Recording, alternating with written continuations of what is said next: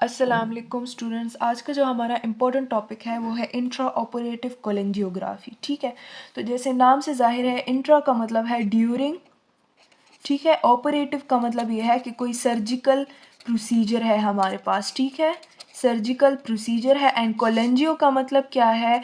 कोलेंजियो का मतलब है बाइल डक्ट, ठीक है। ये एक मेडिकल टर्म है जो बाइल डक्ट के लिए यूज़ होता है। ग्राफी का मतलब ये है जिसमें हम कॉन्ट्रास्ट यूज़ करते हैं एंड विजुअलाइजेशन करते हैं, कोलेंजियोग्राम लेते हैं, ठीक है। कोलेंजियोग्राम जो कोलेंजियोग्राफी की जाती है एंड उसमें हमारे पास बाइल डक्ट विजुअलाइज होता है, ठीक है। तो ये तो सिंपल हो गई हमारे पास इंट्रा ऑपरेटिव कोलेंजियोग्राफी। इसको सिंपल आप इतना कह सकते हैं कि visualization of the bile duct through contrast during a surgical treatments या सर्जिकल प्रोसीजर्स, ठीक है। अगर हम इसकी इंट्रोडक्शन की बात करें ना, इंट्रा ऑपरेटिव कोलेंजियोग्राफी, तो ये एक ऐसा प्रोसीजर है जो ड्यूरिंग सर्जिकल प्रोसीजर्स किया जाता है। अब ड्यूरिंग सर्जिकल प्रोसीजर्स में क्या आता है? या तो हमारे पास कोलिसिस्टेक्टोमी हो सकती है। कोलिसिस्टेक्टोमी हम डिस्कस कर चुके हैं। कोली मीन हमारे पास गाल ब्लैडर, ठीक है। एंड टोमी, एक्टोमी का मतलब ये है रिमूवल, ठीक है। तो जब हम गाल ब्लैडर को रिमूव करते हैं उसी दौरान हम एक कोलेंजियोग्राम लेते हैं थ्रू कोलेंजियोग्राफी प्रोसीजर, जिसको हम कहते हैं इंट्रा ऑपरेटिव कोलेंजियोग्राफी, ठीक है। सेकंड नंबर प्रोसीजर सर्जिकल जो आपके पास हो सकता है वो है बाइल डक्ट सर्जरी, ठीक है। बाइल डक्ट सर्जरी भी आप कर सकते हो, बाइल डक्ट को आप रिमूव कर सकते हो, या वहाँ पे कोई स्कारिंग वगैरह है या कोई भी पैथोलॉजी है उनकी ट्रीटमेंट की या उनकी डायग्नोसिस कर सकते हो। उससे पहले या उसी दौरान, प्रोसीजर के दौरान आप कौन सा प्रोसीजर करते हो?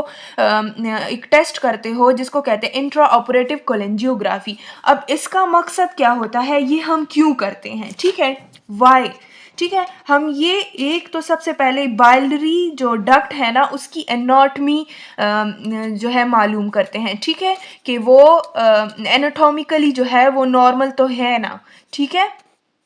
एनाटॉमी जो है ना वो फाइंड करते हैं बाइलरी डक्ट की। जो हमारे पास बाइलरी डक्ट होता है ना, कॉमन बाइल डक्ट होता है। फॉर एग्जांपल ये आपके पास राइट हेपेटिक डक्ट है, ये लेफ्ट हेपेटिक डक्ट है, ये आपके पास कॉमन हेपेटिक डक्ट बनाता है, ठीक है, हेपेटिक डक्ट बनाता है। उसके बाद आपके पास cystic duct and common hepatic duct मिलके क्या बनाते हैं? कॉमन बाइल डक्ट बनाते हैं, कॉमन बाइल डक्ट, ठीक है। तो इन सारी डक्ट जो बाइलरी ट्री है इनकी एनाटॉमी मालूम करते हैं थ्रू दिस प्रोसीजर, कॉन्ट्रास्ट को इंजेक्ट करते हैं, ठीक है। सेकंड नंबर, हम अगर हमारे पास कोई सस्पेक्टेड इंजरी, कोई सस्पेक्टेड पैथोलॉजी है, ठीक है, कोई सस्पेक्टेड पैथोलॉजी में आपके पास स्टोन्स आ सकते हैं, स्टीनोसिस आ सकती है, ठीक है, कोई स्ट्रक्चर्स आ सकते हैं, ठीक है। तो उसको एक्सक्लूड करने के लिए, उसको डायग्नोस करने के लिए और सर्जिकल ट्रीटमेंट में वो कोई डिस्टर्बेंस काज ना करे, उसके लिए हम क्या करते हैं?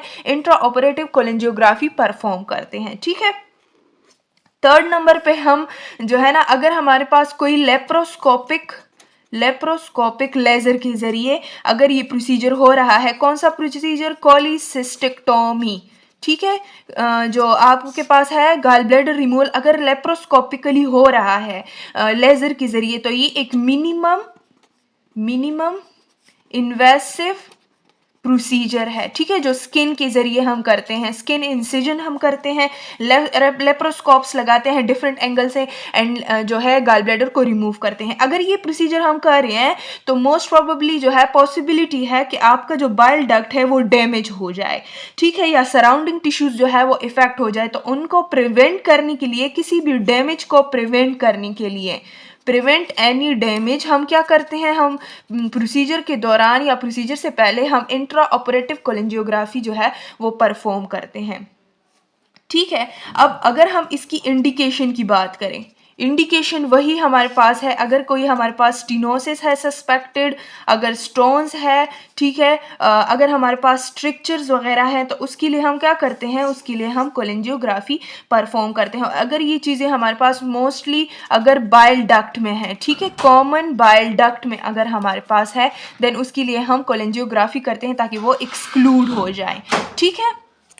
उसके बाद हम क्या करते हैं? उसके बाद अगर हम कॉन्ट्रा इंडिकेशन की बात करें, ठीक है, कॉन्ट्रा इंडिकेशंस, तो कॉन्ट्रा इंडिकेशंस में हम पहले, सबसे पहले ये बात याद रखनी है कि अगर कोई इन्फेक्शन है, इन्फ्लेमेशन है बाइल डक्ट में, ठीक है, या कोई कॉन्ट्रास्ट एलर्जी है पेशेंट को, कॉन्ट्रास्ट एलर्जी है, ठीक है, उस कंडीशन में, या पेशेंट की प्रेगनेंसी है, उस कंडीशन में हम जो है ये वाली प्रोसीजर नहीं कर सकते, ठीक है।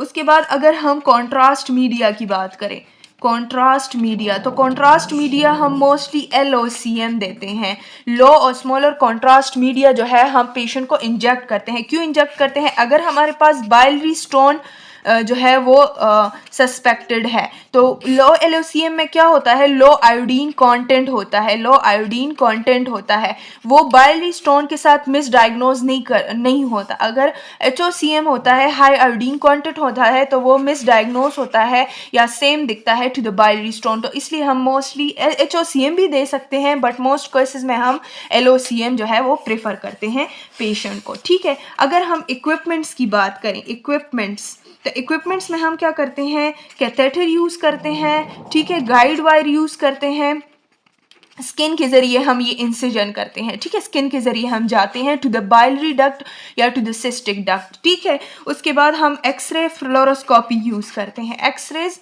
फ्लोरोस्कोप यूज़ करते हैं, ठीक है।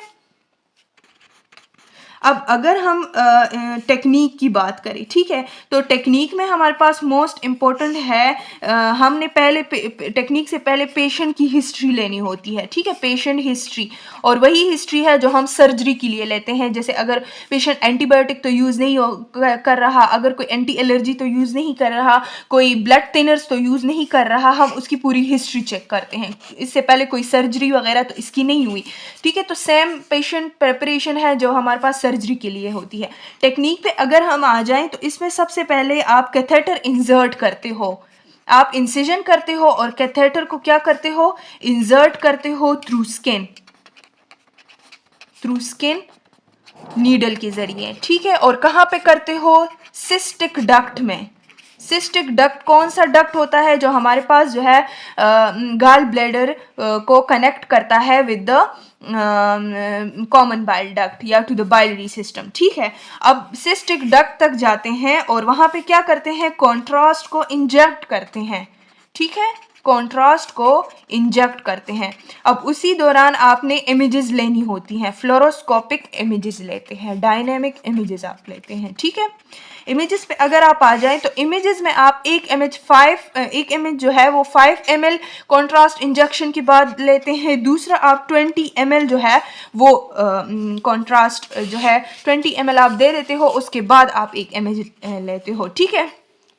अगर हम बात करें तो ऐसे कभी कभार हमारे पास होता है ना, ये हमारे पास क्या है, फॉर एग्जांपल हम कंसिडर कर ले, ये आपके पास वो बाइलरी डक्ट है, ये सिस्टिक डक्ट है, ठीक है, ये आपके पास कॉमन बाइल डक्ट है, ये आता है ओपन होता है in the small intestine into the duodenum ampulla of waiter पे। यहाँ पे एक आपके पास मसल होता है, ठीक है, एक मस्कुलर वेल्व होता है जिसको हम कहते हैं स्फिंक्टर ऑफ ओडी, ठीक है, स्फिंक्टर ऑफ ओडी। अब ये स्फिंक्टर ऑफ ओडी जो है ना, ये ऐसे होता है कि अक्सर इसकी स्पेजम हुई होती है, स्पेजम के ये जो है कॉन्ट्रैक्ट हुआ होता है, ब्लॉकेज सी काज हुई होती है इस साइड पे, ठीक है। जब ये ड्यूडेनम में बाइल या कॉन्ट्रास्ट इंटर हो रहा होता है तो अक्सर यहाँ पे ब्लॉकेज काज कर रहा होता है, कौन, स्फिंक्टर ऑफ ओडी। इसके प्रिवेंट के लिए हम क्या करते हैं, ग्लूकागोन यूज करते हैं। ग्लूकागोन हमने कहा था कि ये मसल रिलैक्सेंट है, उसके साथ साथ हम प्रोपेंथलीन भी यूज कर सकते हैं, आपके बुक में गिवन है ये चीजें, ये सारे मसल रिलैक्सेंट है, एंड एमाइल नाइट्रेट भी यूज कर सकते हैं, ठीक है। तो ये जो है एमसीक्यू पॉइंट ऑफ व्यू से इंपॉर्टेंट है कि अगर हमारे पास मसल स्पेजम है तो उसके लिए, क्योंकि अगर मसल स्पेजम है तो ब्लॉकेज काज हुई है यहाँ पे, उसके बाद अगर हम ये वाला प्रोसीजर करते हैं इंट्रा ऑपरेटिव कोलेंजियोग्राफी, तो कॉन्ट्रास्ट यहाँ आने की बजाय यहाँ पे जो है कलेक्ट हो सकता है, जिसकी वजह से वो एलर्जिक रिएक्शन काज कर सकता है, पेशेंट को कॉम्प्लिकेशंस हो सकती हैं। उस कॉम्प्लिकेशंस को रिमूव करने के लिए हम क्या करते हैं, मस्कुलर एजेंट्स देते हैं, प्रोपेंथलीन या एमाइल नाइट्रेट। अच्छा, ये ब्लॉकेज या ये स्पेजम जो है ये अक्सर एनेस्थेटिक एजेंट्स की वजह, जो हमने पेशेंट को एनेस्थीसिया दिया हुआ होता है ना, सर्जिकल ट्रीटमेंट्स की, सर्जरी के लिए हम एनेस्थीसिया देते हैं ना पेशेंट को, तो उसके लिए उसी दौरान अक्सर ये spasm due to anaesthetic agents की वजह से अक्सर ये प्रोसीजर ये स्पेज़म जो है वो होता है of the sphincter of Audi. ठीक है, तो ये सारा था आपके पास इंट्रा ऑपरेटिव कोलेंजियोग्राफी जो हम ड्यूरिंग द सर्जिकल ट्रीटमेंट, जो हमारे पास कोलिसिस्टेक्टोमी है या बाइल डक्ट सर्जरी है, उसमें हम ये परफॉर्म करते हैं। ठीक है, तो होप सो आपको समझ आ गई होगी। अगला जो हमारा लेक्चर होगा वो होगा पोस्ट ऑपरेटिव टी ट्यूब कोलेंजियोग्राफी।